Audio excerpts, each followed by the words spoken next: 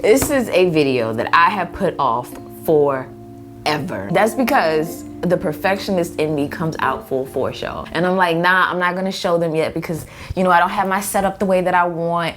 So I'm gonna perfect it a little bit more and then I'm gonna do a video on it. And then the video never happens, and yeah. So today I'm changing that. I'm gonna go ahead and show you my setup as is. I guess because I got it at a point now where I feel a little bit better talking about it. But in this video, I wanna talk about the gear that I use, the way that I staged it, my thought process, and all that good stuff, so that maybe you can take away a little golden nugget and apply it to your setup. Or maybe you can offer me some tips, because I'm always open to suggestions, especially this lighting. I spent like a good 30 minutes on it before this video, and it's still not the way I want it, but we gonna roll with it. So if you're new to the channel, I am Tech Me Out, welcome. So what I like to do on my channel is talk about technology and everything in between, but primarily technology in a very relaxed yet informative style. So I don't wanna ramble anymore. Let's go ahead and jump to it. And everything's gonna be linked down below in the description box. If you have any questions, drop them down below in the comments section,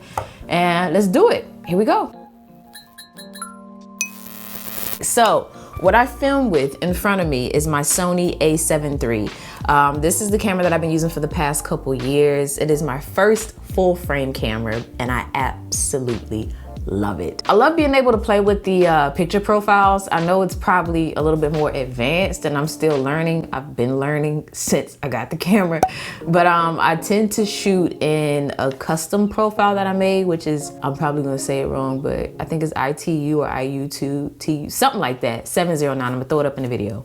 Right there. That's the profile that I tend to shoot in.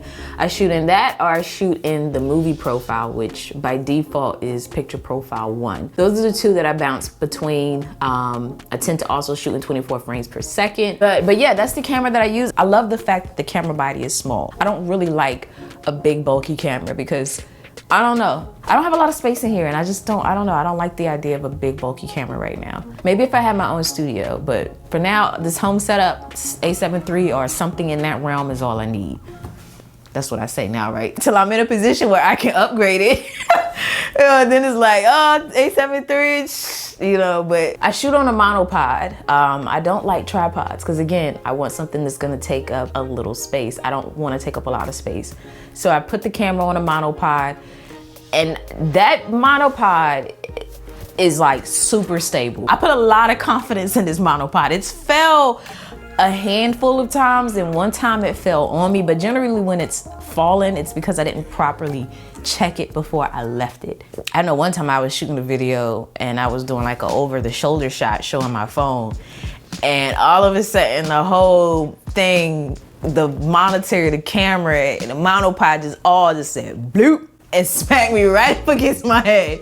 I was home by myself, but I still was so embarrassed. Even though nobody was there, I was mad embarrassed that I just like literally knocked the crap out of myself with my video equipment. It hurt. All in all, it's a solid monopod.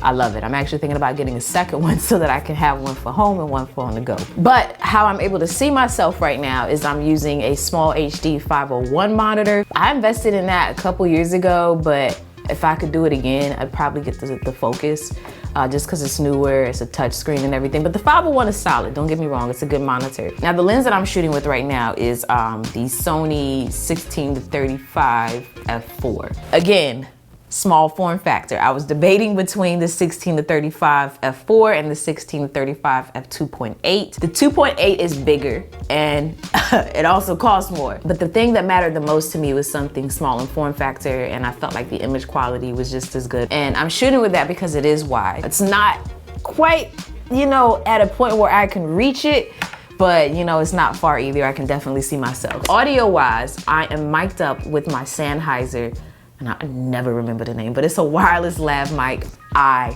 love this thing. I cannot advocate it to you enough. If you have been eyeing it, buy it. This is easier to film with. The audio is synced up with my video because the audio connects to my camera. It's not cheap, but it's definitely gonna pay for itself. The audio sounds great to me from this mic. I actually even use it for weddings when I, do film weddings, because small fact, I do film weddings on the side as well. Definitely what I would consider an essential piece of camera gear. So the desk in front of me that I'm using is from Autonomous. This is a standing desk. I can raise it and lower it as needed, which is nice because sometimes I have to when I'm shooting at this angle. I usually just use it for video. I don't sit over here and edit. I have a whole nother desk, honestly, that I sit at and I edit, which I'm building up right now, but I might show you a quick preview of that, but that's gonna be a separate video in itself. So if that sounds exciting to you, or if you have been enjoying this video, definitely feel free to subscribe down below. I didn't think I was gonna like a dual monitor setup, but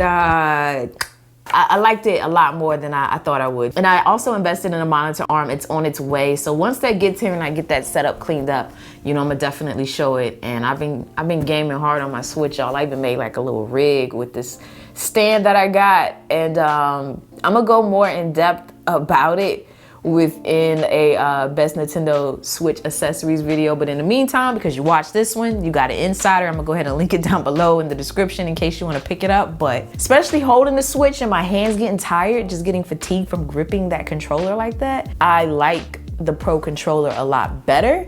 And that stand allows me to pretty much move that Switch at any angle that I want. So I'm literally walking through the house with the controller in one hand and the stand in the other. Pretty much wherever I'm at, I'm able to play and play comfortably. And the reason for that right now, because I had fell off on the Switch a little bit, is that I've been killing Animal Crossing. I heard a lot of hype about it and it's pretty lit. So yeah, I've been enjoying that, and that's the whole motivation behind the setup and even behind coming out with the Best Nintendo Switch Accessories video. It's a nice solid desk, pretty sturdy, pretty strong. It wasn't too difficult to assemble, but we did it. We got it together. We can do it, you can do it. This is what I primarily use to film my videos on, whether they're head on or overhead. So I have an overhead rig. I've wanted one of those for so long, y'all. You know how happy I was when I finally got it together. I've tried the video tripod where you can take the arm of the tripod and extend it over your table. In short, that just didn't work for me. That's something about the weight balance. I didn't like it. It was a clunky setup, to me at least. It just was too involved. I have been holding off on getting a C-stand because of the price and also the size. I thought it was gonna be a little bulkier than I wanted, but it actually has proven to be a worthy investment. At the top of the C-stand is where I will put my Sony A6500, which is currently over here to the left of me. I play between the Sigma 18-35 lens and the Sigma 10 to 18 millimeter lens, but thus far I have been shooting with the 18-35, primarily because it gets wide enough for me shooting downward, but also still lets me zoom in if and when I need to. All right, so something else I would use are these right here from Replica Surfaces. So they're basically mock surfaces. That way I don't have to buy a whole new desk or a whole new surface to change the look of things on camera. So I just place this down, place the product on top of it. I have a couple of them. They're nice and thick and sturdy, so very quality. These are just a few here, but I also have a really, really large one that I use if I'm gonna probably shoot face on. That way it looks even more like the actual desk. So everything's right here that I need as well. So I got my SD cards on the cart there. So this is, oh Jesus. This is the big one here. That's a little trick for you there. The other thing that I'll use sometimes is my iPad for talking points. That way I don't forget to touch on anything. You can't see it on camera normally, and you can't see it from the top down shot either. Or if I needed to look up something, my iPad's right there. The neat thing with this ball head is I can reposition it if I wanted to. I don't want to reposition it right now because it's actually at a good angle. But if I needed to tilt it forward or backward, I could do so. I have a quick release plate up here. That way it's easy to snap my camera on and snap my camera off. Or if my battery's dead, it's easy to get in here, change it out. And then so that I can see what's being shot from this camera, I have a monitor on this little clamp thingy. I don't know what it's called, but I have the monitor up there, and the monitor that I'm using for that is the AndyCine 4K. I'm still getting familiar with that monitor, but thus far, it definitely does the job and what I need. It's a touch screen. It reminds me a lot of the SmallHD Focus actually, but I think either for the same price or less. Yeah, I just shoot down like that and connect the cable to the monitor and I'm good. That's how I get my overhead shot. Over to the right of me, I have my light. I'm still working this out. I don't know what way to position it. I don't know. It might look better than I think. I have this reflector that I have a light, again, from AndyCine. I can't think of the name of the light, but it is a nice light. It has like this little arm that you can use and basically angle the light. You can also adjust the color temperature. It has built-in light effects. The battery's solid. Overall, a very good small portable light. Like when I travel, I definitely make sure I take that light with me, and when I don't, I tend to regret it. I tend to find myself in a situation where I think, dang, that light is small enough to bring and I didn't bring it and now I need it. I have it hooked up to this Manfrotto Arm. I actually got it for some other trial setup that I was running at the time that it didn't work out for, and I ended up, you know, closeting it. But I pulled it out actually to put the light on to bounce off of the reflector. Then the light, my main light that I'm using, my key light as they coin it, is a Flapjack. It was a gift from my brothers one Christmas, y'all. You do not know how excited I was. I wanted that light so bad. Like, who wants a light for Christmas? A YouTuber, an influencer.